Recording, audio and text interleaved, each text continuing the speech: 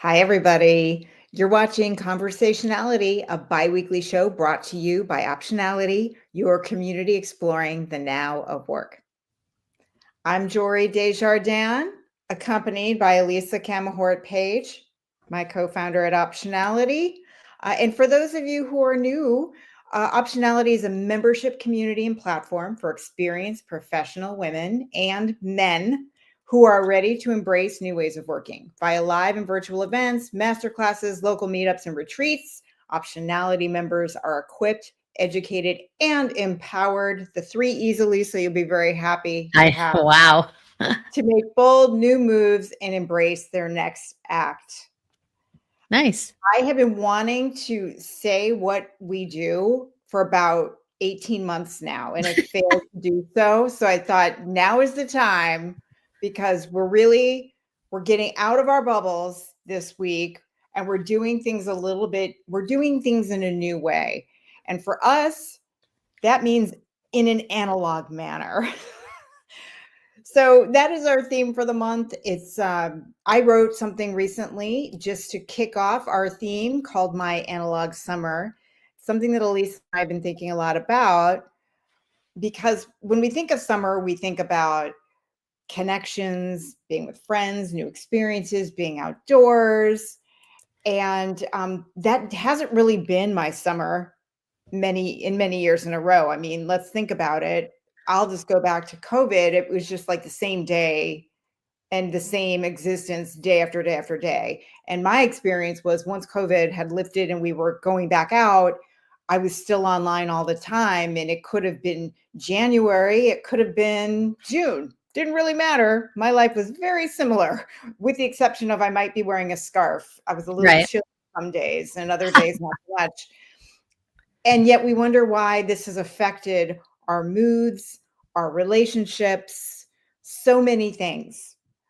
Being online and engaged online has has uh, has impacted. So we wanted to talk about that this week, and we also did a little digging in addition to our own personal stories about how being in an analog mode affects us and affects us negatively when we're not. We wanted to also have something to back it up because it's more than just, okay, I'm feeling a little moody, but I've been feeling moody for, where am I in my perimenopausal process? I've been feeling moody for a while, but I can't just blame it on that. I think it's convenient to have that to blame it on. Yeah, I think it is, but I think there's something more to it. And for me personally, I noticed that I could not retain information to save my life. I mean, the short-term memory, not good at all. And there's data around that. So, we want to talk about that. Elisa, how did you want to process this topic? Well, it's interesting because I felt like even from the very, very beginning of the COVID lockdown, I live in a neighborhood that's very walkable to begin with. And so I was getting outside. I always felt so bad for my friends who lived in like apartments in New York City because they were really holed up. But I was getting outside and walking around my neighborhood every single day, from very early on. And I was even walking with people. One of us would walk in the middle of the street because no cars were driving around. One of us would like walk on the sidewalk and we'd kind of be yelling to each other. So I was I do pretty much every day get out and do a walk around the neighborhood. However, I do tend to listen to audiobooks or listen to podcasts. Like I don't even listen to music, which I think would exercise a different region of your brain. Sometimes I make calls or I go, like I have somebody's, like yesterday, I was going to watch somebody's Zoom webinar. And so I just logged on and then went out for my walk. And so there is such a thing as called a walking meditation where you don't listen to anything and you just really notice the sounds of the birds, the different flowers. And I feel like I should attempt to do that like on a regular basis. I should set a goal for myself, like, oh, 2 of my walks a week are going to be like walking meditations because I do not meditate in real life. Yeah, it's like someone asks me what my hobbies are. I'm like, even the things that could be considered hobbies, like I love to do games and puzzles, but they are all on my phone. Like I have a whole routine in the morning of playing Wordle, then I play this one, then I play that. I play all these games, right? But they're all on my phone still. Even when I'm, you know, getting together with friends, if we're not eating a meal, like maybe we're seeing a movie or, you know, it's like consumption. Um, so I don't know if I'm so good at the analog ways. I am traveling a few times in September to be with real people in like real places and real conversations. So that's kind of exciting. Um, and I definitely here's what I think. When we started coming back from COVID, and there's this still push me pull you about return to office or hybrid or remote. Somebody, and I wish I could remember who, basically wrote an article that said, you know what, we used to come into the office every day, and then when we needed to get something really strategic or really team building or bonding done, we would do what were called offsites. And they said, I think now we're going to get into, I think it was Erica Keswin, maybe, like you know, that we are going to be working apart from one another much more often, much more remote, much more in a hybrid. And then we come into the office for on-sites, you know, because not every company can just get rid of their offices. They have long-term leases. And if you are asking people to come in, you are doing it in a really intentional way, not to just have them come in and then sit in their office on Zoom calls all day long. So I really like that idea of like, when are you intentionally bringing people together to do things that being in real life is for, you know, which is, so I don't know, that was all over the place, but that's kind of when the topic came up, I was like, well, I don't know if I'm really having an analog summer, but I obviously know that in real life convening, makes a For sure. difference. Yeah. Well, and I noticed when I was writing my piece, my analog summer, I was talking about activities that related to times when things were more analog, and yet I was doing it on a streaming, I was watching old movies and I was watching, the Great British Bake Off Oh, yeah. on a streaming service, right? So, Yeah. yes, I appreciated these analog pursuits, and I had to really think hard about actually doing analog activities. Oh, see, I became one of those sourdough people during Oh, the I still have my very sourdough good. starter. Yes. Okay, so you actually did it. Yes. I've been trying to do more of it versus just talking about it, writing about it, posting it on Substack, actually doing these activities. And of course, there's the easy ones for me are walking, reading paper books, Mm. puzzling, which I've always done. It's sort of like something that clears me. I can just focus on one thing. And it's been hard trying to find some others because writing, I write online and I do things, with inputs online. The other stuff is a little hard. And I'm doing this because I actually think it's going to help me process better. And I want to share some of the research that Ryan pulled up. One of the things that really freaked me out Mm. is this whole notion that there is proof, and there are research studies that have shown that your memory is impacted by the internet and by being online and in being online all the time. So Yeah. I'll read this one, which was so interesting. So Dr. Gloria Mark of the University of California, Irvine has tracked the effects of screen engagement for over 2 decades. In 2004, the average attention span was on a screen task was approximately 2.5 minutes. Okay, which actually seems short to me. It We only does. spent 2.5 minutes on a screen doing a task. By 2012, so 8 years later, it dropped to 75 seconds. So a minute 15. And as of 2018 to just 47 seconds. So now I would imagine it's even shorter because it just seems to keep reducing. And I noticed because I have so much context switching in my day, working on fractional projects and on the mini slices of my portfolio life, I can focus for approximately a minute before I'm like, oh wait, I meant to actually go order something on Amazon, or something comes up and then I forget like my context and I've got to reground, remember, go back to my to-do list. And I thought, like, what's going on here? I think I'm doing it to myself. There's also connected with attention span. There is this idea of data that shows that we think we're good at multitasking, especially women. I think women get fed that line. A lot of women are such natural multitaskers, and women do this and women do that. But actually, there's a lot of data that shows we're not as good at it as we think. And it's the same Dr. Mark who, let's see, she is from the University of California. In 2024, she reported that recovery from a single interruption to the attention that you had before can take up to 25 minutes, which is very scary. I mean, that's why you wonder how your day gets eaten up. It's because you're not noting all the cycles where really you're not doing any task at all. You're just trying to reorient yourself to get to a task either that you were doing before and need to get back to, or one that you meant to do, or one that you like. I see that in myself all the time. Like I go over, it's that whole, you go over here, the calendar, because you were going to do this, but then you see something in it that makes you think, oh, but I totally forgot I had this. And then you go over there to do that, but that reminds you. And it's not, and people like to say things like, oh, we're all a little ADHD. And I don't actually think that's it, because, we're not. That's an actual diagnosable thing that people can have. I think we all, though, are using tools that make it so much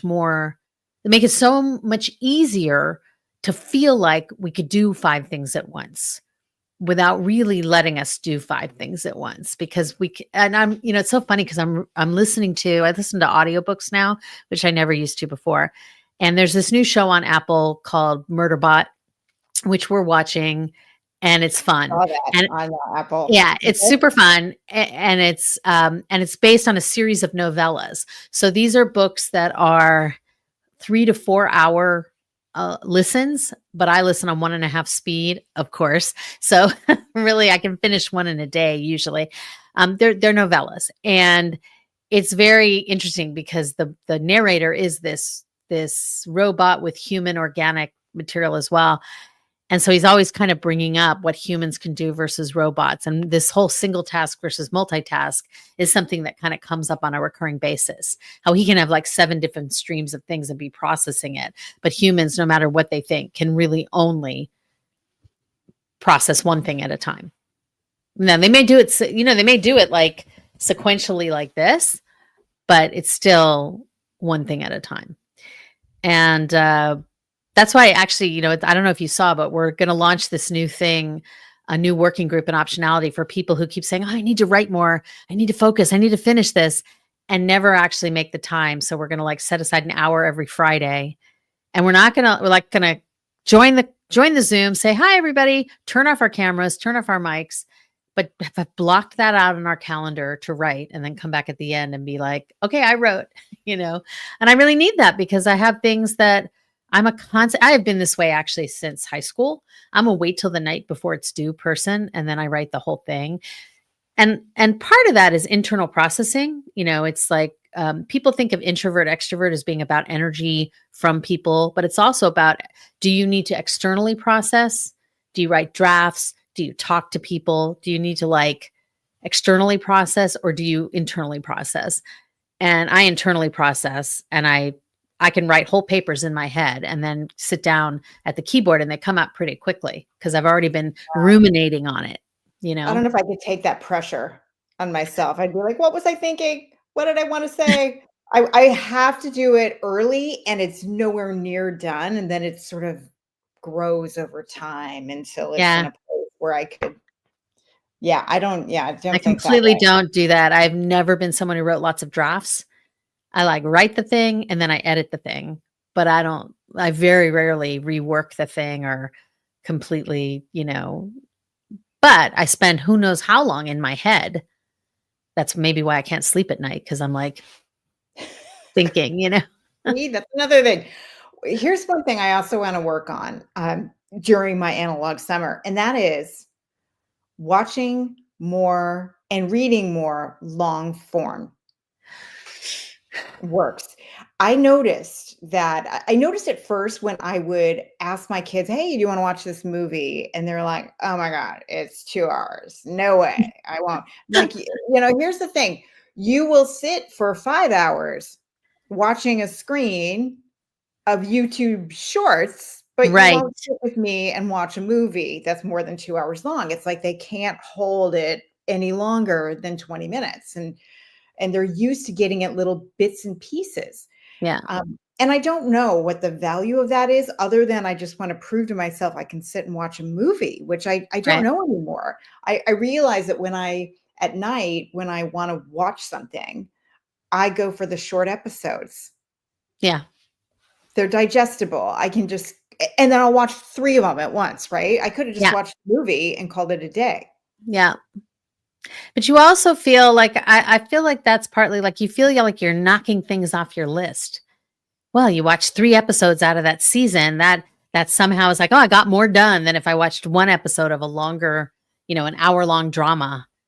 You could watch, 2 or 3 episodes of a half-hour comedy and you feel like you're making more progress. It's a very yeah, we've super messed up our brains. So messed up. And the quality of it. I think it's important. We were talking about this yesterday in our office hours.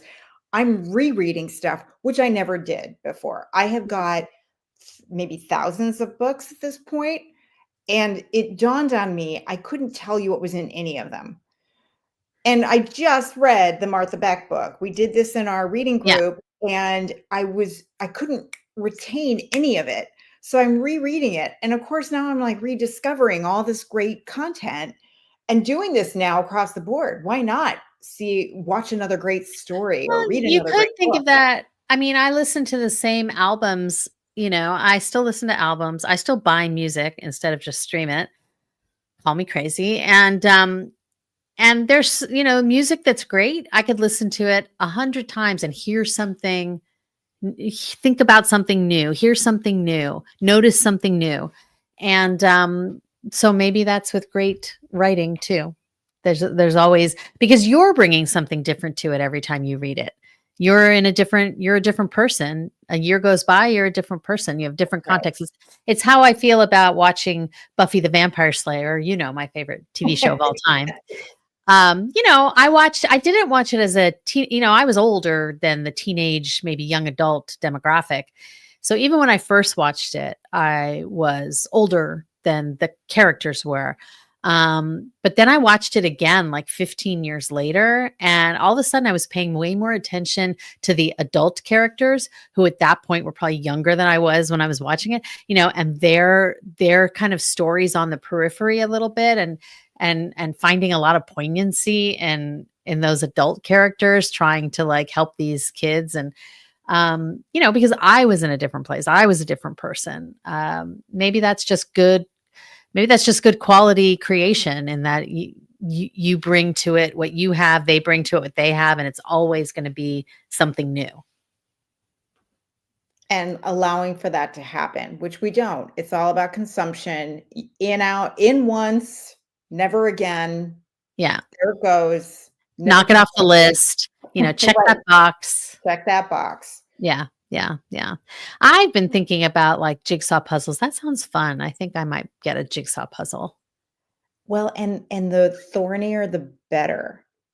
There are times where I just get this repetitive design that I'm working on, and of course, for puzzle enthusiasts, it's like, oh my gosh, why? Why are you doing that? You just want it to almost lead you, right? Like, oh, here's the yellow bus. I can put Yeah. that here. Here's my.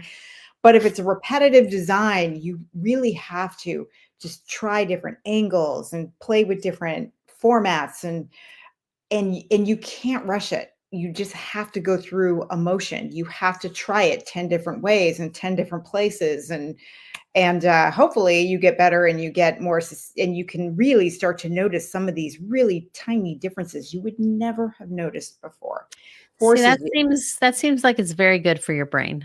Yes, I hope it is. I spent a lot of time doing it. Yeah. But I mean, most people probably know we used to produce big events, and the in real lifeness of the difference that the in real life connection made to people who talk to each other online every day. So there was that. I feel like there were many different aspects to the blog her in real life, conferences, in that there was the reunion aspect, people who talk to each other every day, seeing each other in person once a year. But there was also the serendipity aspect, which is you always walked away like, who's the new person you never knew of before, and now you just love their stuff, you love their voice, you can't wait to read what they have to say. I go on this annual nerd cruise with my husband, and like, I always ask that of people. We didn't go this year, and I just recently saw friends who went, and I was like, so who was the one person you discovered that you fell in love with? And because there's authors and singers and comedians who perform, and I'm like, who's the person you discovered? Because every year there's some discovery. And so I think that in real life allows for that in a very concentrated way, the joy of reunion, but also the sort of intrigue of discovery. And I still think I think people are hungry for that. And since you brought up events, Yeah. Elisa, Imagine that. it's a good time perhaps to bring up, Elisa and I are scheming about our fall, and we are committed to doing a live event. It will likely be in the Bay Area, given we're in the Bay Area. We're not ready to go global, guys. We are global. We have some people that are not based in the Bay Area that are part of our community, but for a live event, you got to start somewhere. We are going to be pulling together another live event. The two that we've done so far have always been Yeah. so gratifying to actually see the people that we're connecting with. Yeah. Some of them we didn't know before, and they just Yeah. show up, and there's the new, like, wow, I had Yeah. no idea. And then some are long friends that we didn't know that we were reconnecting with, but in a totally different life, right? Yeah. Here I Right. am now in this phase. Oh, you're not blogging anymore. You're, doing something totally new and different. But we all still get such a kick out of it. And hopefully learn and grow together. So Yes. we will be keeping you all informed of our Yes. next event. We're But still, by end of summer, we will know what that will look like. yes, hopefully in September. Um, because that's for me still when the new year starts. I still think of September as the new year. Right. I know. Still in school in my head anyway. And maybe that goes with what I believe our September theme is, which is lifelong learning, skills building, going back to learn more. Seems appropriate. So yeah, so let us know in the comments on the Substack post that this will become. What are you doing with your analog summer? How do you get away from screens? Do you feel a difference in your in your brain and your attention and your thinking when you spend time, whether it's in nature, whether it's doing something with your hands, whether it's interacting with people in real life? Super curious, like what makes you feel like you are getting the most away from however being on screens all day makes you feel. I guess that's the thing. It's like bringing in that variety of experience, right? So yeah, let us know. And we'll talk to you in a couple weeks.